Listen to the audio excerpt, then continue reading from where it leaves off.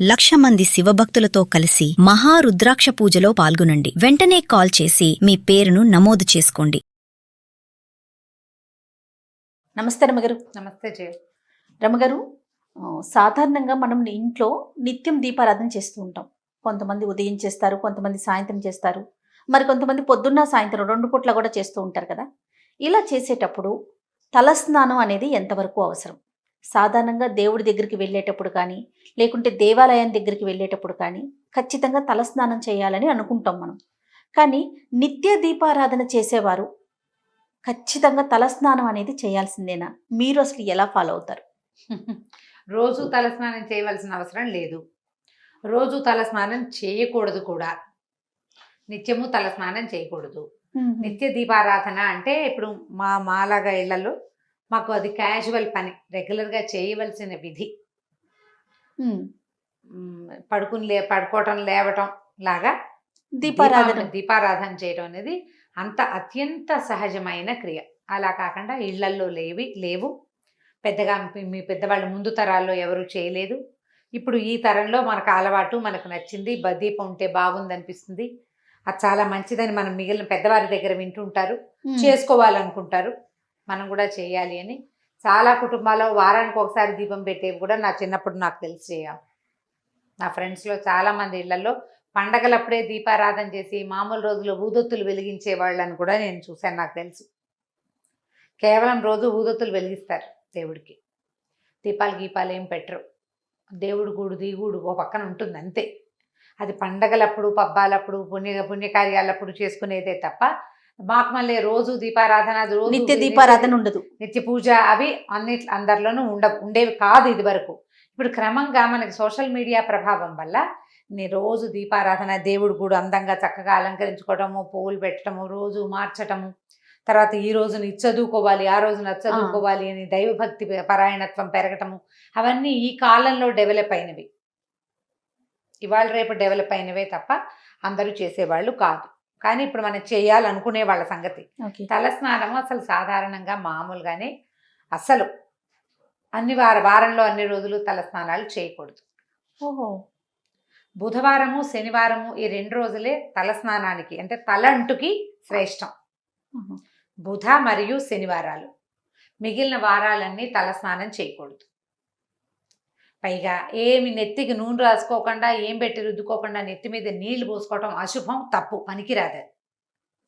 అవి మరణాలు సంభవించినప్పుడే అట్లా నెత్తి మీద నీళ్లు పోసేసుకుంటారు. నూనె అంటూ ఉండదు, రుద్దుకోవటము ఉండదు. ఆ తల ఆరదు.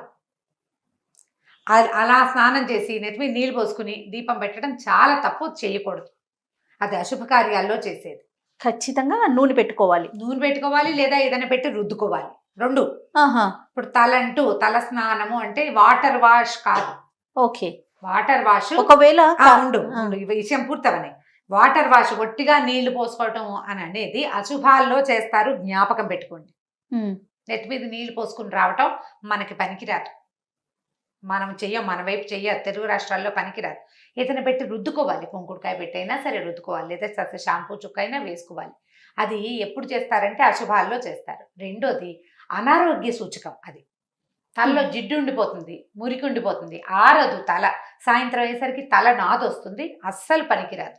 తల స్నానం అంటే అంటుకుని స్నానం చేయటం. నూనె రాసుకో, నూనె కాకపోతే ఇంకో హెన్నా పెట్టుకో, ఇంకోటి పెట్టుకో, ఏదో ఒకటి నెత్తికి పెట్టుకుని దాన్ని వదిలించుకునేందుకు ఇంకొకటి పెట్టాలి కదా మనం. అది చేస్తే మీకు జుట్టు ఆరిపోతుంది. ఆరిన జుట్టు ఆరోగ్యానికి మంచిది. తడారిన జుట్టు జబ్బు చేస్తుంది, పనికిరాదు. ఇప్పుడు ఈ తలంటి పోసుకోవడానికి మరి మనకి ఇదివరకు స్కూళ్ళకి వెళ్ళే పిల్లలంతా ఇప్పుడు కూడా ఆదివారాలే సెలవులు ఉంటే ఆదివారం పొద్దున బాగా చక్కగా నూనె రాసి తలంటి పోసుకుంటాం. వీలు కదా. నిజానికి ఆదివారం అనారోగ్యం, పనికిరాదు.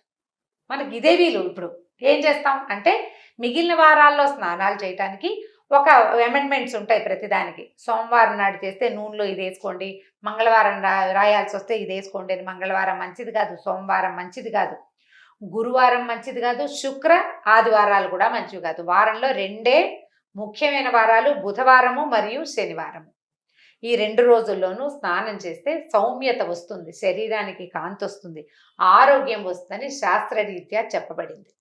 శనివారం నాడు నువ్వుల నూనె నెత్తికి ఒంటికి అద్దుకుని పిల్లలు కూడా చక్కగా రాసి ఆ నూనెని వదిలిస్తే గ్రహపీడలు కూడా తొలుగుతాయి. శనివార స్నానం ద బెస్ట్ శ్రేష్ఠ స్నానంగా చెప్పబడుతుంది. స్త్రీలకైనా పురుషులకైనా ఎవరికైనా పిల్లలకు కూడాను. అయితే ఇప్పుడు మనం పూజా స్నానం గురించి మెయిన్ మన క్వశ్చన్ అది.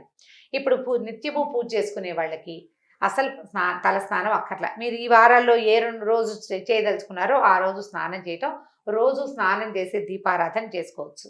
ఈ పుణ్య స్త్రీల కంటే ఎవరైతే వివాహితలు ఉంటారో వీళ్ళు ఒక చిటికెడు పసుపు రాసుకుని స్నానం చేస్తే, నేను ముందు రోజు రాత్రి భర్తలతోటి ఉన్నామని, బయటికి వెళ్ళామని, ఎక్కడికో వెళ్ళొచ్చామని, మర్నాడు స్నానం చేయాల్సి వస్తుందని ఆ శంక పడని అవసరం లేదమ్మా. పుణ్యస్త్రీకి పసుపు రాసుకుని స్నానం చాలా మంచిది, తల స్నానంతో సమానం. ఈ నెత్తి మీద నీళ్లు పోసుకునే విధానం ఉంది చూసావా?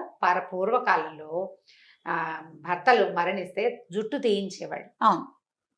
వాళ్ళు రోజు నెత్తి మీద నీళ్లు పోసుకోవాలి అని. అది కూడా ఏమిటంటే మడిగట్టుకోవటం కోసం, దేవతార్చనకి తలస్నానం చేయకపోతే పనికి రాదని వాళ్ళని చేయమని వాళ్ళు. ఇప్పుడు మనకు అసలు ఆ విధానమే లేదమ్మా. అలాంటి బ్యాడ్ ఐడియాస్ అన్ని తీసి పక్కన పెట్టండి, వాటిలోకి వెళ్ళొద్దు అసలు. మన జీవితాలే అట్లా లేవు, మన పద్ధతే అది కాదు. భర్తలు లేకపోయినా, మరణించినా, లేకపోతే మీరు ఏదైనా డివోర్స్ లాంటివి తీసుకున్నా, ద్వితీయ వివాహానికి అవకాశం ఉన్న రోజు ఇది. ఎందుకు పూర్వకాలపు ఆలోచనల్లోకి వెళ్ళాలి మనం?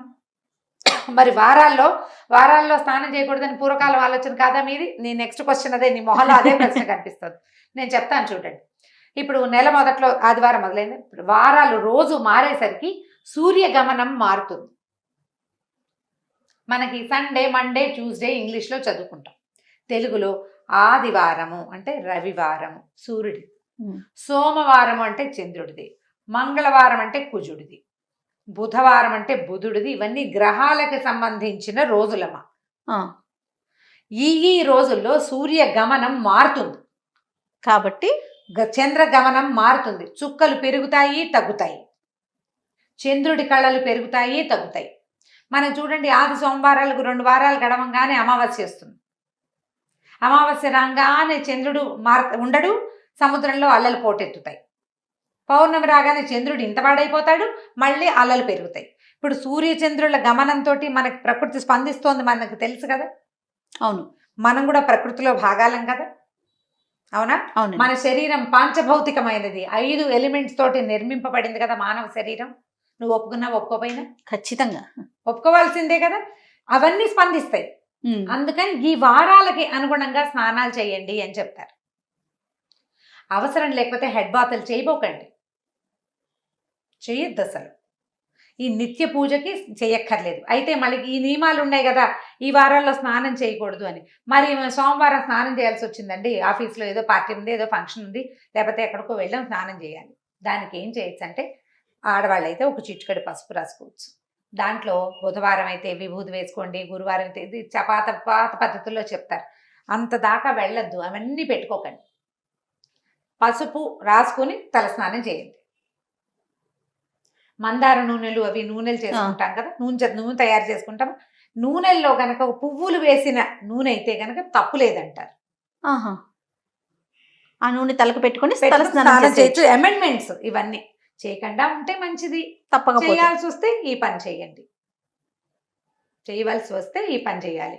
ప్రధానంగా భోజనం చేసి తల స్నానాలు చేయకూడదు. నెత్తికి నూనె పెట్టుకున్నాక స్నానమే చేయాలి, కానీ మధ్యలో ఆహార భోజనాలు చేయకూడదు, తినకూడదు. పొద్దున్నే నూనె రాసుకుని బ్రేక్ఫాస్ట్ అన్ని చేసి 12ంటికి స్నానం చేసి చేయకూడదు. పాత పద్ధతి చెప్తున్నా, తర్వాత మీ ఇష్టం. తర్వాత దేవాలయానికి వెళ్ళేటప్పుడు తల స్నానం చేయాలా, అది అడుగుతుంటారు చాలా మంది ఆడవాళ్ళంతా. శుక్రవారం తలంటి పోసుకోవాలనుకుంటారు, లక్ష్మీ పూజ చేసుకోవాలి, తలంటి పోసుకోవాలి. పసుపు రాసుకుని స్నానం చేయండి, తలంటి పోసుకోండి, పనికొస్తుంది. దేవాలయ దర్శనానికి వెళ్ళాలి అంటే మీరు నెలకు ఎప్పుడో ఓసారి వెళ్తే వాళ్ళు పోసుకోండి తలంటి. అది ఏ రోజైనా కూడా దేవాలయానికి వెళ్ళాలన్న ఉద్దేశం ఉంటే. కానీ నా సిద్ధాంతం అయితే, మీ తల మురిగ్గా ఉంది, స్నానం చేసి చాలా రోజులైంది, ఏదైనా రకరకాల పరిస్థితులకు ఎదురయ్యాయి అని మీకు అనుమానం ఉంటే తప్ప, లేకపోతే పసుపు రాసుకుని స్నానం చేసి వెళ్ళచ్చు.